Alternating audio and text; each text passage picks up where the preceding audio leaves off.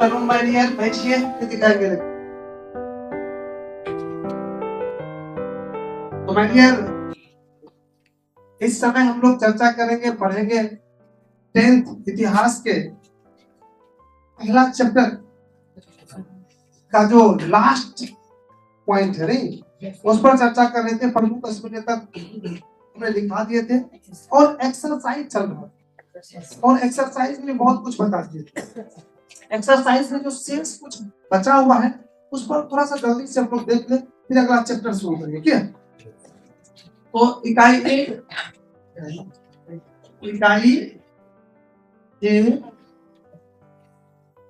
Exercise नहीं देखेंगे। तो क्या इसमें ऑब्जेक्टिव बहुविकल्पी जो ऑब्जेक्टिव है उसको बता दिए थे।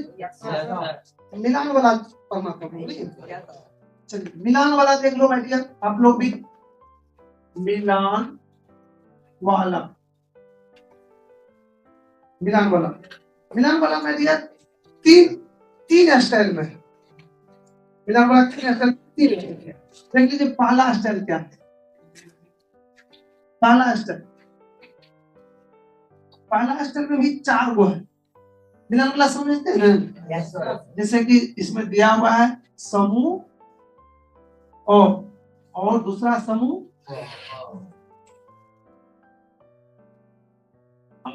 मजा से पढ़िए, एकदम समझ के, थोड़ा सा भी इधर पढ़ी नहीं। मेरे पास में बहुत समय है, भी मजा से पढ़ाएंगे एक एक करके। समूह वो ना, अब देखिए समूह और में यहाँ पर 4 गो क्वेश्चन है। 1 2 3 4।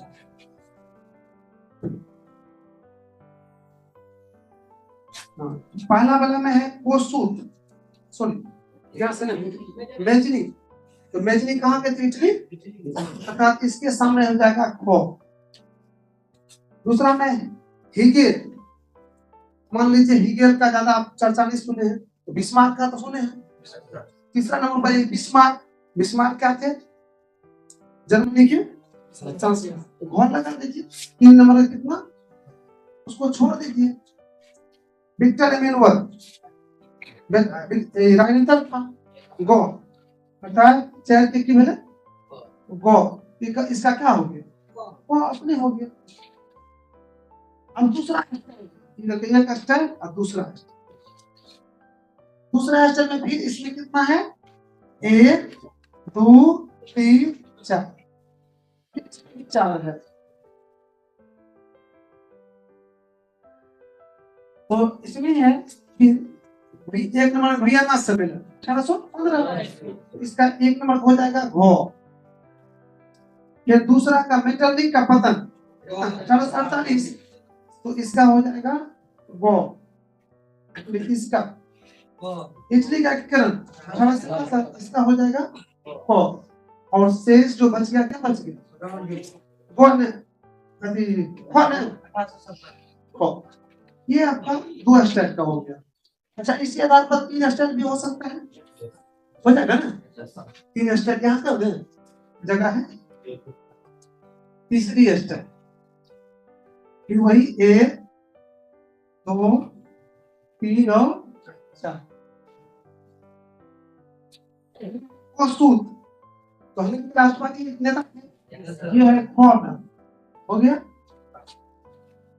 एक का सॉरी 2 का मैंने एक का 2 में है एड्रियानोपल की संधि, तो ये है गोवा में। तीसरा कब हुआ? ये है गोवा में। अभी क्या मिलान वाला समझ गए? शायद नोट भी कर लिया हो, नहीं किया है तो जल्दी से कर लीजिए।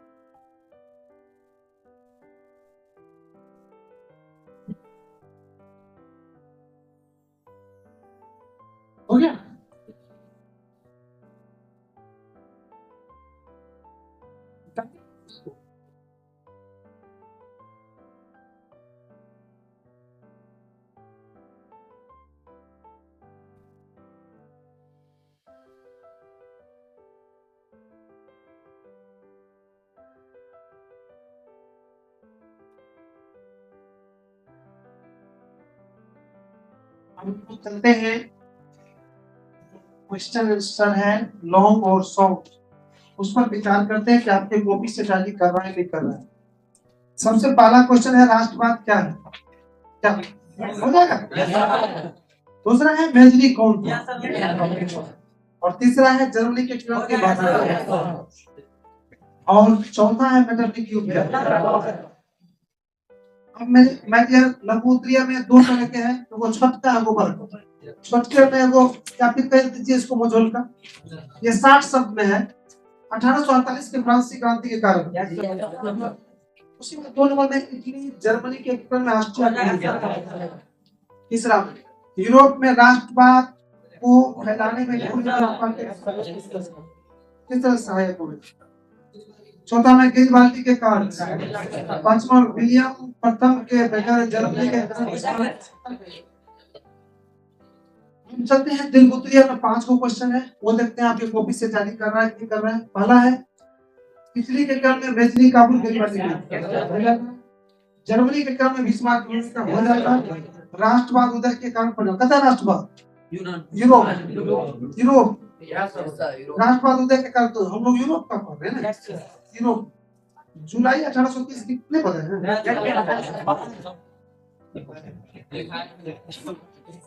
दिखाई नहीं। उसके बाद है जुलाई 1830 क्रांति की और पांचवा में यूनानी स्नान। तो मैं डियर इस तरह से आपके जितने भी ऑब्जेक्टिव सब्जेक्टिव जो भी थे, मैंने जो पॉइंट बना के आपको पढ़ाया था उसी पॉइंट के अंतर्गत सभी आ गया, अर्थात आपकी एक्सरसाइज पूरी तरह से कंप्लीट है। अब आपको एक्सरसाइज बनाने की जरूरत नहीं है। अगर एक्सरसाइज पर जो टाइम देते तो उससे बढ़िया है कि उसी को एक बार रिवीजन कर दीजिएगा।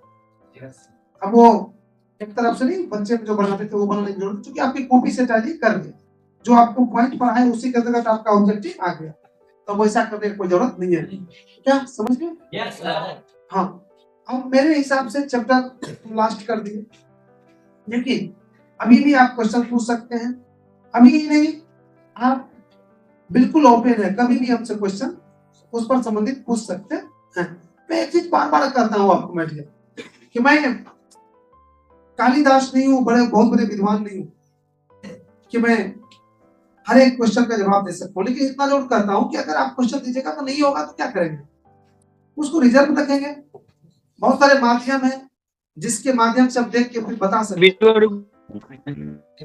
लेकिन आप लोग अपना उसको छिपाइएगा नहीं, जो भी प्रॉब्लम डाउट होगा बेहिचक बोलिए, ठीक? हाँ हाँ बोलिए।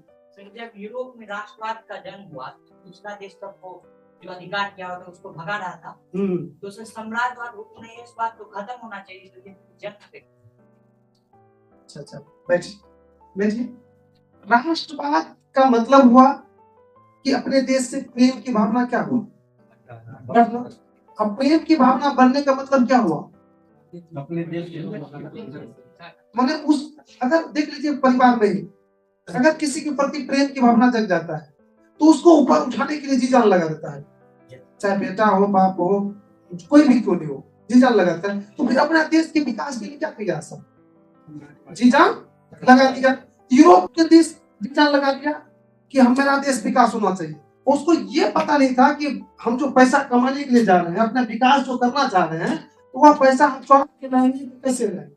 ना उसके दिमाग में क्या था कि मेरे देश के पास पैसा होना चाहिए, तब मेरा देश विकास करेगा।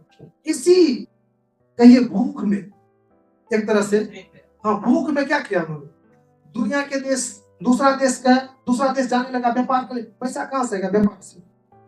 तो व्यापार करने का पहले एक जरिया बनाया, व्यापार करने के लिए गया, भारत ही व्यापार करने के लिए आया था, उसका ये मनसा नहीं था कि मैं भारत पर अधिकार कर ले, लेकिन यहाँ पर जब व्यापार करने के लिए आया, मैं एक चीज बता देता हूँ, इंग्लैंड वाले से आज भी पूछिएगा या इतिहास पढ़िएगा तो उसमें यह नहीं लिखा रहेगा कि अंग्रेज ने गया था भारत पर अधिकार करने, उसका एक उद्देश्य है। उन्होंने बताएंगे कि हम जब भारत गए थे तो व्यापार करने के लिए गए थे, और भारत जब गए तो भारत का लोग बेवकूफ थे, असभ्य थे, और असभ्य थे, तो मेरा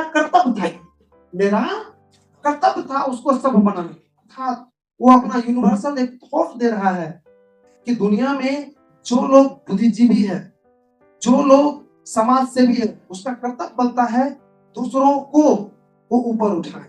तो हम लोग जो आए थे भारत जो असभ्य था, तो मैंने भारत को क्या किया, सब बनाया। सब बनाने के लिए हमको लगा जो करना पड़ा वो किए। हमको लगा कि नहीं, यहाँ के शासन व्यवस्था को अपने हाथ में लेना चाहिए, तो मैंने अपने शासन व्यवस्था क्या किया, हाथ में लिया, शासन किया। जब सब हो गया तो मैंने चला गया यहाँ से।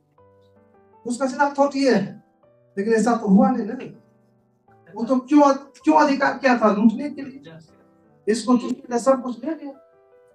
तो लॉजिक ये है, लेकिन वो जो किया है तो वो एक तरह से अपने देश के विकास के लिए प्रेम में भूख में वो आके वहां इस पर अधिकार किया। तब उपनिवेशवाद पहले आया। सबसे पहले क्या है उपनिवेशवाद, मैंने बताया था उपनिवेशवाद का मतलब होता है कि पूर्ण रूप से अधिकार नहीं करना, सिर्फ व्यापारिक क्षेत्र में क्या करना, अधिकार करना, आर्थिक रूप से। और जब साम्राज्यवाद क्या होता है, प्रशासनिक रूप से अर्थात राजनीतिक रूप से जब शासन करने लगता है। इसलिए ऐसा हुआ था। चले आप लोग, ठीक ठीक है। तो समझ गए? और कोई क्वेश्चन नहीं? मैंने अब आगे मैंने अगला चैप्टर पढ़ेंगे, शायद आप अगला चैप्टर शुरू इसी तरह से मजेदार बात बताते रहेगा। बहुत अच्छा लॉजिक दिया उन्होंने, शायद संतुष्ट भी होंगे। चलिए हम लोग आगे बढ़ते। चैप्टर नंबर कितना? अब मैं यार हम लोग 10 ये पढ़ रहे हैं मजा से, ये यहाँ पर लिख देते हैं। और इतिहास ही पढ़ रहे हैं, इतिहास ही पढ़ रहे हैं। इकाई कितना पढ़ रहे हैं? इकाई 2 स्टार्ट करें।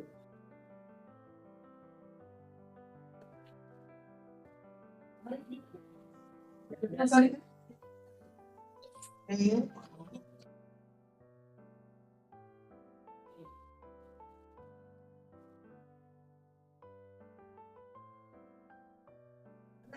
उसको क्या क्या करते रहते हैं मैनेजर, फिर आपका चेंज होते रहता है, फिर काम नहीं कर रहा है। हटाओ उसको, छेड़छाड़ मत करो मैनेजर, वीडियो ऑन करके छेड़छाड़ मत करो।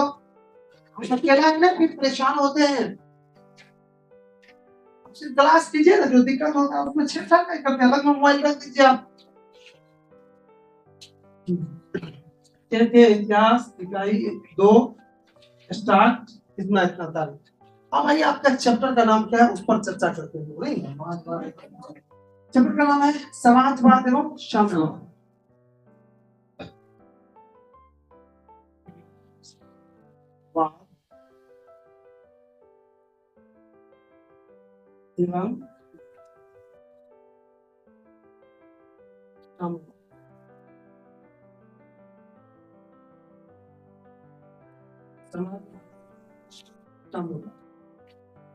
ये मैच हम लोग का आज पॉइंट है। चैप्टर का नाम है नहीं, राजा है। इस तरह से पहला चैप्टर हम लोगों ने अच्छी तरह से यूरोप जाके समाप्त करना पड़ा।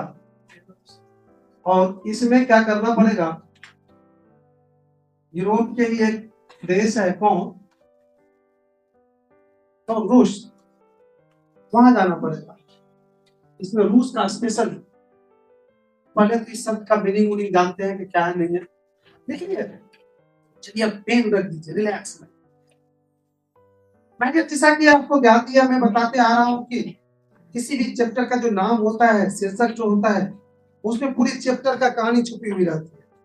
और इसमें भी वही है।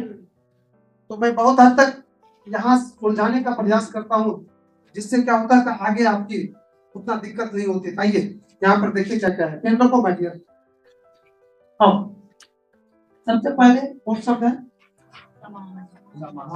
समाजवाद। मैं बता दूं आप लोगों को, इस शब्द को बताने से पहले आपको एक चीज की जानकारी होनी चाहिए, और वो क्या है, समाज। सबसे पहले जानेंगे हम लोग समाज। समाज सुने, समाज का किसको कहते हैं, समाज। लोगों के समूह को समाज कहते हैं। एक से अधिक व्यक्ति के जो समूह होते हैं उसी को समाज कहते हैं। उनके टोटल गतिविधि को सामाजिक गतिविधि करते हैं, सामाजिक काम करते हैं, सामाजिक बात करते हैं, सामाजिक विचार करते हैं, तो शायद समाज समझ गए। तो अब है समाजवाद। वाद कहाँ लगता है जानते हैं? क्या लगता है? आपको बताए थे प्लस चैप्टर का शुरू किए थे हमने राष्ट्रवाद। तो राष्ट्रवाद क्या था? प्रेम। अर्थात वादी शब्द जो लगा था वो एक गहरा खिंच को प्रदर्शित कर रहा था, गहरा भाव को प्रदर्शित कर रहा था। जस्ट उसी के जगह पर इसको रखती थी समाजवाद। अर्थात समाजवाद लोगों की उस भावना को कहा जाता है, लोगों के उस विचार को कहा जाता है, लोगों के उस सिद्धांत को कहा जाता है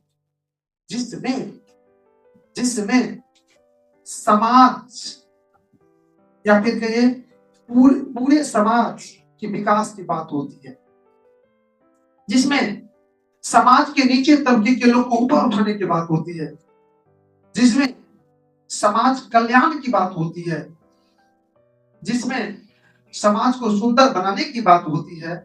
वो थॉट, वो विचार, वो सोच क्या कहता है? समाजवाद। या समाजवादी विचार, समाजवादी विचारधारा, समाजवादी थॉट कहा होते हैं। तो समाजवाद का मतलब हुआ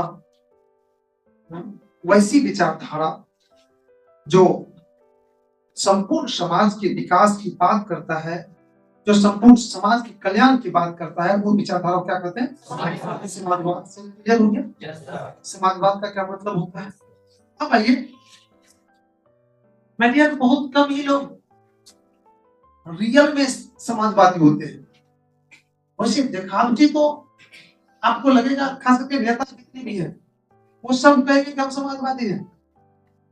वो नेता कोई नहीं कह सकते हैं कि हम समाजवादी नहीं है, लेकिन वहां पर देखिएगा वो व्यक्ति विशेष के काम करते हैं, क्षेत्र विशेष का, क्षेत्रवादी है वो, जातिवादी है वो, मानते हैं इसको? या तो जातिवादी है या क्षेत्रवादी है, या तो अपने किसी एक क्षेत्र को चूज कर लेते हैं और उसी का विकास की बात करते रहते हैं। मैं किसी पर टिक्का टिप्पणी नहीं करना चाहता हूँ। एक अपना लोग बिना नाम लिए मैं एक छोटा चीज बताता हूँ। आज से 7-8 साल पहले की बात है। अपने सुपौल में बिजली जो है 23 घंटा, 24 घंटा, 24.5 घंटा रहती थी। बगल में कमिश्नरी है सहरसा, 6-7 घंटा रहती थी बिजली। समझ में गए क्या है मेरी? कमिश्नरी में 6-7 घंटा, कैलकुलेटर का जिला में 24.5 घंटा, क्या सहरसा वाला सबको लाभ उठा देते हैं। क्यों ऐसा क्यों हो रहा है, ये वो तो मेरे कहने का मतलब कि ये नहीं होनी चाहिए, ये क्षेत्रवादी राजनीति नहीं होनी चाहिए, जातिवादी राजनीति नहीं होनी चाहिए, ये उस सोच के व्यक्ति विशेष की राजनीति नहीं होनी चाहिए, अफसरशाही या किसी धर्म जाति पर आधारित राजनीति नहीं होनी चाहिए। तो शायद समझ में आ गए किस विचारधारा को राजनीतिक समाजवाद कहते हैं, जो सबको लेके चलते हैं। एक तरह से कह सकते हैं गांधी जी के विचार क्या थे? अब्दुल कलाम का विचार समाजवाद। इस तरह से हमारे बहुत सारे महापुरुष हैं जिसकी विचारधारा, बीजेपी में भी अटल बिहारी वाजपेयी का नाम सुने होंगे, बिल्कुल समाजवादी थे। हर समाज के वो जात पात अपनी पार्टी से भी उठ के बात करते थे वो। उसके अगर समाज की बात आ जाती थी ना तो पार्टी से ऊपर उठ के बात करते थे वो। पार्टी उसका दूसरा नंबर पर था यार, पहले समाज। वो सब राजनीति करके गए हैं, लेकिन आज के नेता सब पहले उसका वोट के लिए उसको जाति बजाना पड़े, कि क्षेत्र बजाना पड़े, कि धर्म बजाना बजा रखा भैया, उसका समाज तुम्हारे से कोई लेना देना नहीं है, क्योंकि समाज तो बना ही नहीं। क्षेत्र विशेष की बात की तो समाज नहीं हुआ, वो क्षेत्रवादी हो गया। समाज का मतलब हुआ कि टोटल, जितने भी टोटल का मतलब कि आपके देश को अगर समाज मान लेते, देश में पूरे देश के लोग हैं, सबका विकास की बात करते हैं, सबके विकास के एक समान अगर सोचते हैं तब वो समाजवाद। अगर व्यापक रूप में बताते हैं समाजवादी, ये नहीं कि कहिएगा कि उन्होंने कोई व्यक्ति थे जो सुपौल के विकास की बात किया, तो सुपौल तो सब जाती है ना यार, सुपौल पे क्षेत्र का हो गया, पूरे देश का तो विकास की बात नहीं किया वो। या हम मान लीजिए मंत्री हुए पूरे बिहार का, पूरे बिहार की बात करेंगे विकास के। अच्छा घर है वहां का सिर्फ विकास करते रहेंगे, तो क्षेत्रवादी हो गए हो। Yes, sir. चलिए आगे समाजवादी देखिए।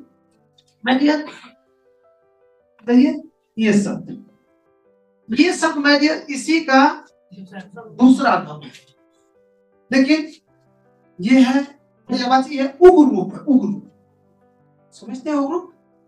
आज मैंने सुबह में एक पॉइंट पढ़ाया था विगत, बहुत अच्छा उदाहरण दिया था।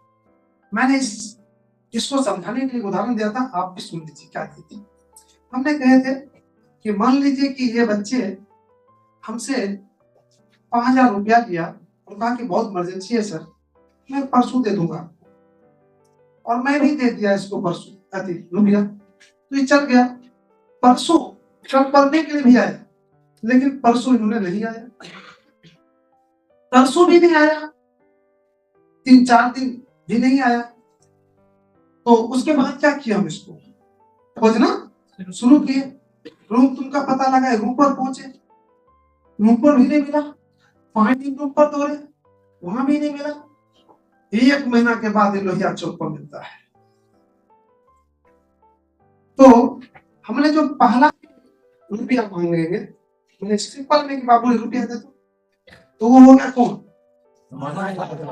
और लास्ट जो लोहिया चौक पर मांगेंगे रुपया, कौन हो गया, रुपया मांगेंगे दोनों। मतलब रुपया मांगने का पर्यायवाची हो कि नहीं हो? पहला दिन जो मांगेंगे हम, मैंने 1 दिन के बाद जो मांगेंगे तो वो कहेंगे रुपया तो 10 दे दे, वहां मांगेंगे चूतिया हरामी नहीं, वो रुपया मांग रहे हो, तो समझ के आगे हो। और प्रोजेक्ट में मैं दिया यही चलता है, ये चल रहा, ये नहीं चल रहा, 1 घंटा के ग्रुप चलता है। बताएंगे हम कैसे चलता है, कैसे कैसे हुआ। क्योंकि आजकल एक चीज है मैं डियर, एक चीज सुनिएगा, इसको तर्क भी कीजिएगा। उससे बच्चा है, आप लोग को नहीं बताना चाहिए हमको। बच्चा ये है कि आप आपको किसी को अगर इज्जत दे रहे हैं, रिस्पेक्ट कर रहे ज्यादा, तो रिस्पेक्ट लेने वाला अगर अयोग हो, सब नहीं करता है, अगर अयोग हो, अयोग के 99% अयोग है, आप अगर उसका बढ़िया से रिस्पेक्ट करते हैं, भैया भैया करते हैं, या बढ़िया से उसका भाषा रिस्पेक्ट करते हैं, आइए भैया बैठिए बैठिए, होता है आदर। अगर ऐसा कर दिया तो आपको कमजोर समझने लगे, ऐसा कमजोर है, समझे? कहीं तू जा पर कहीं कुछ कर देगा। कोई आया कुर्सी पर टांग रखना चाहिए, एक बार बैठने के बाद सवाल तभी आपको है कि नहीं है, समझ लगा होता है। कहीं इसकी तार जो है ट्रांसफार्मर से जुड़ा हुआ है, तो रिस्पेक्ट कीजिए, इसका भूल जाए बहुत। तो मैं कह ऐसा नहीं कि आप लोग रिस्पेक्ट करना ही छोड़ दो, मैंने रिस्पेक्ट करना है। मैंने कहा कि 99% बुद्धिजीवी लोग हैं जो आपके रिस्पेक्ट का कदर करते हैं, 1% जो वही है जो बिगाड़ दिया है, रिस्पेक्ट का कदर वो नहीं करते हैं, वो आपको कमजोर समझते हैं। रियल में हम लोग देखे हैं, अगर कोई रिस्पेक्ट करते हैं, जैसे मोटरसाइकिल कभी कभी देखिएगा कि कहेगा क्या हालात देखे, जैसे स्टेरिंग गिरल है, कहेगा हे भैया देखिएगा, कोई गिरलो है तो दोसर के आवाज पहले सुनिए। हम लोग का होता है क्या, खाना पोछे लूज नहीं करे छै, कोई कह दिया है तो बतियो से ताकि हमरा रिस्पेक्ट कर चला बात करी छै, ताकि लागल कि हमरा बात के वैल्यू जब ई होना चाहिए। जब हम बुझ रहल छै कि हमर गिरल नहीं छै, तो ना लूज छै ढूंढे छै ना नहीं छै, और अपने छै कि गिरल छै लेकिन तो यो टान पे ये कद वो हुआ कि आपके भावना का कदर करता। ये सब बहुत जरूरी है। मैं नम्रता भाव होना, सामने वाले को बात को अपने अनुसार से फिर अपने बात को बोलना, तो ये हो गया संवाद। बताएंगे मैं इसमें कैसे क्या होता है। अर्थात मैं बता दूं सीधा सीधी कि इस चैप्टर में अपना लोग पढ़ेंगे कि हमारा जो समाज है, उन समाज में जो असमानताएं हैं, अर्थात अमीर लोग गरीब लोग को या वंचित लोग को जो अभी तक अपने पैर के अंदर रखने का प्रयास किया है, अभी तक जो मसलते आ रहा है, अभी तक जो उसको अवांछित व्यक्ति समझते आ रहा है, तो उसको ऊपर लाने के लिए कौन व्यक्ति प्रयास किया है, कैसे वो लोग ऊपर आया है, कैसे सभी लोग एक समान हुआ है, कैसे समाज में असमानता खत्म हुआ है, कैसे समाज में शोषण रुका है, वो इस चैप्टर में पढ़ेंगे। और वो शुरू हुआ है मुख्य रूप से रूस से, और हम लोग पढ़ेंगे उसमें बहुत सारे व्यक्ति हैं, लेकिन आधुनिक जो व्यक्ति है वो है कार्ल मार्क्स। कार्ल मार्क्स का पूरा जलवा है इसमें। पूरे वर्ग स्तर पर आज जो वंचित वर्ग को, आज जो जिसको नीच वर्ग समझते थे, आज जो गरीब वर्ग जिसको कहते आ रहा है, उसकी जो स्थिति ऊपर उठी है, उसका जो हौसला बुलंद हुआ है, वो जो अमीरों से टकरा जाते हैं कहीं पर, वो जो अमीरों को मुंह थकुच देते हैं कहीं पर, वो कार्ल मार्क्स का देन है। बताएंगे हम लोग इसमें कार्ल मार्क्स। और इसके बाद आप लोग को इतना हौसला बुलंद होगा, इतना हौसला बुलंद होगा, और इतनी बुद्धि आएगी, अगर कोई इसमें से बाहुबली का बच्चा होंगे तो वो भी, उसका भी मन स्थिर हो जाए। अगर कोई नीचे तबके के बच्चे होंगे तो उसका भी हौसला बुलंद हो जाएगा। नहीं तो बाहुबली का बच्चा आपको कुछ करेगा, और नहीं तो नीचे तबके के लोग वो अपने आप को कमजोर ऐसे करेगा, वो भी ऐसे करके रहेगा। ये चैप्टर में इतना दम है। तो चलते हम लोग शुरू करते हैं। चलते, जानते हैं सर कि हम लोग जब पढ़ते हैं तो क्या करते हैं, जितने भी चैप्टर में होता है उसको इंपॉर्टेंट पॉइंट इसका भी वही शुरू करते हैं। इंपॉर्टेंट पॉइंट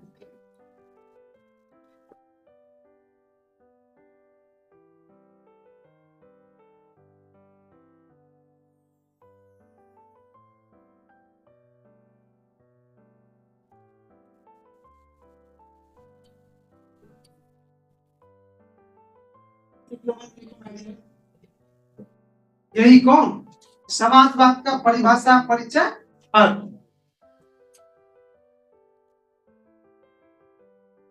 समाजवाद का परिभाषा परिचय अर्थ। दूसरा,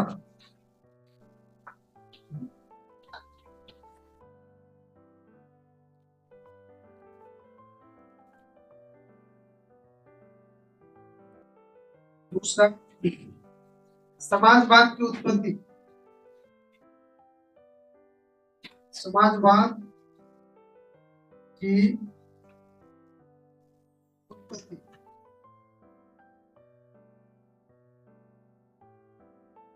तीसरा, यूटोपियन समाजवादी का विचार। यूटोपियन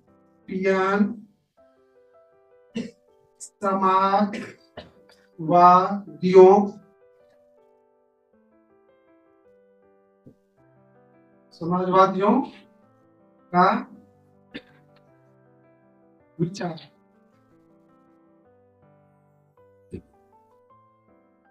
मार्क्स का परिचय।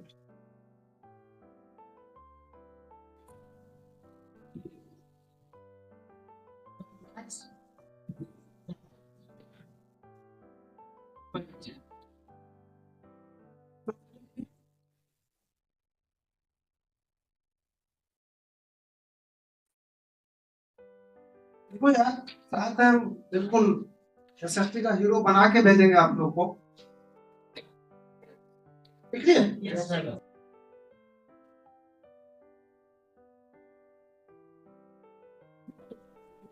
आपको बोलती है 1000 समस्या है, समाधान है, उनको बोलो, हम इसमें घुस जाएंगे। समस्या को रखिए ना, हम आपके समस्या इसी करेंगे, इसको घर से शिफ्ट कर देंगे उन्होंने का, हम आ जाएंगे यहाँ पर, हो गया खड़ा खत्म।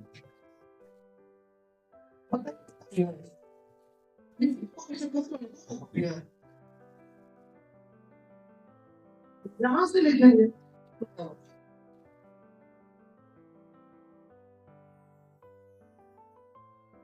हो गया।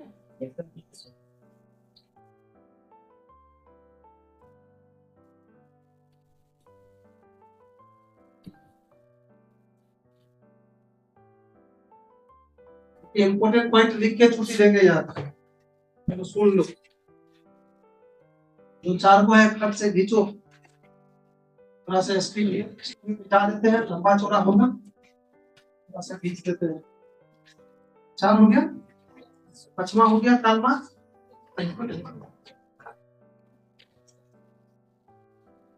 लिखाएंगे मार्क्स का सिद्धांत।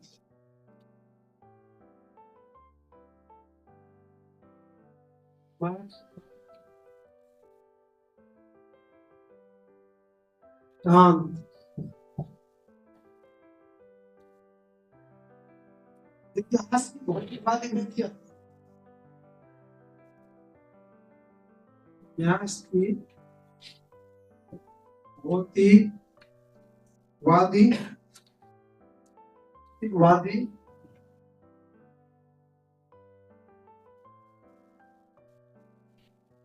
व्याख्या, इतिहास की भौतिकवादी व्याख्या।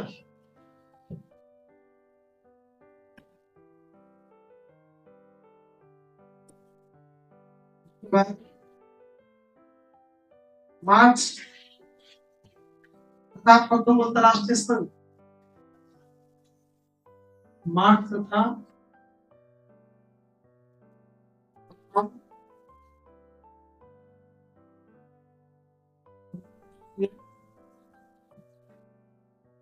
संघ,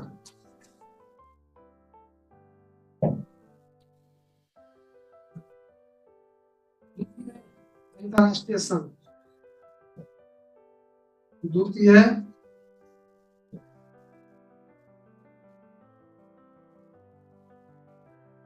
अंतरराष्ट्रीय संघ।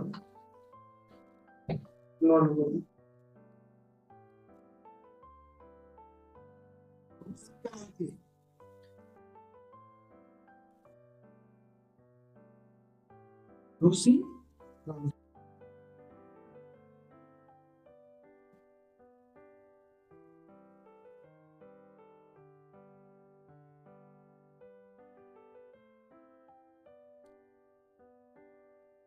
उसके बाद रूसी क्रांति का रूसी क्रांति के कारण, उसके बाद पता है पूरी रही बात,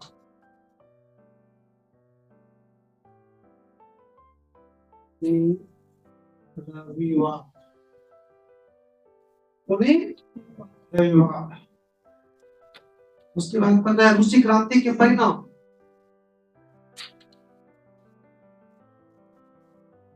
रूसी क्रांति के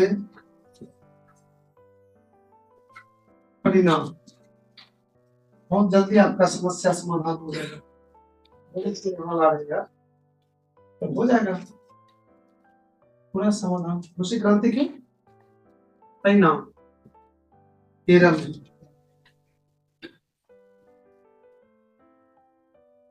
रूसी क्रांति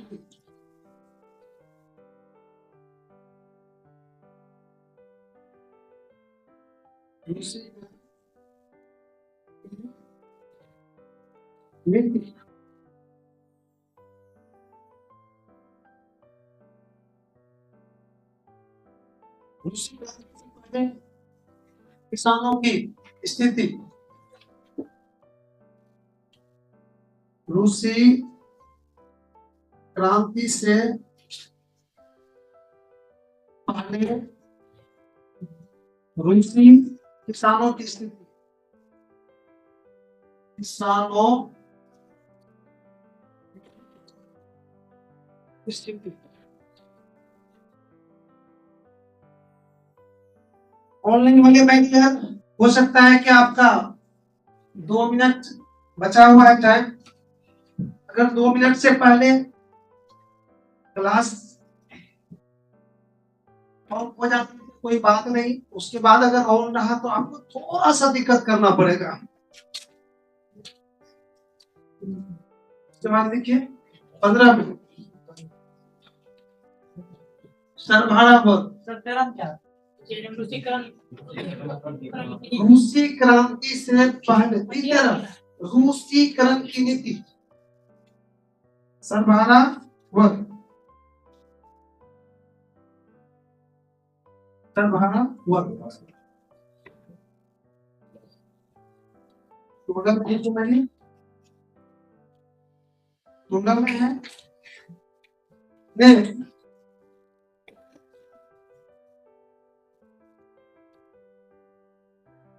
ने 17।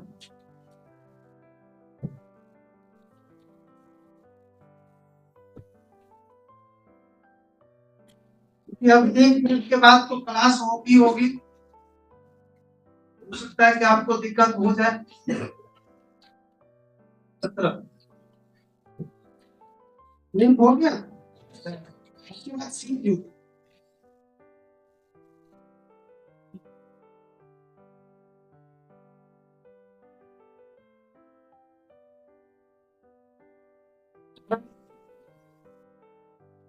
मुझे बात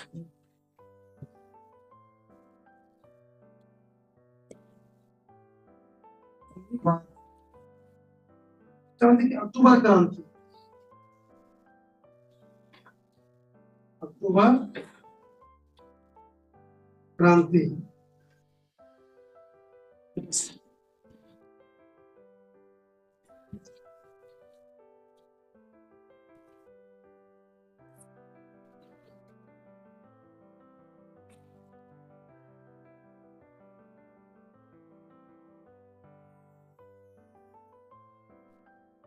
बीच में देखो मैरिया,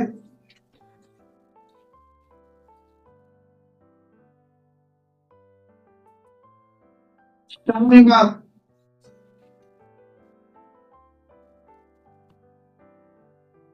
बात नई